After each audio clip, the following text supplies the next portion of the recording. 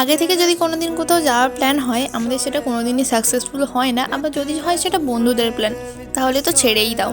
তো অনেক দিন ধরেই আমাদের যাওয়ার প্ল্যান হচ্ছিলো যে কোথাও একটা যাব, বাট কারোরই সময় হচ্ছিল না।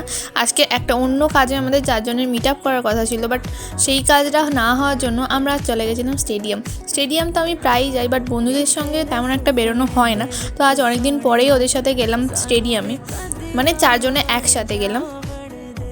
তো স্টেডিয়ামের ভিতরে আমি এতটা ভিতরে কোনো দিনই ঢুকিনি। আসলে আমি এখানে দেখতে এসেছিলাম যে এখানে দুটো হেলিপ্যাড আছে, যেটা আমি অনেকের মুখেই শুনেছি বাট কোনো দিন দেখিনি।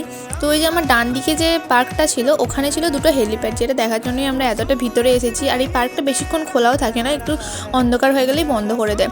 তো এখানে তোলা হচ্ছিলো বেশ কিছু ফটো, আর ওখানে পুলিশ দাঁড়িয়েছিল, আমাদেরকে তো ফটো তুলতে দিচ্ছিলই না, জোর করে দুটো ফটো তুলে তো আমরা গেছিলাম পাপড়ি চাট দোকানে পাপড়ি চাট খেতে। বাট অনেকক্ষণ দাঁড়ানোর পর 2 প্লেট পাপড়ি চাট হাতে পেয়ে খেয়ে আমরা চলে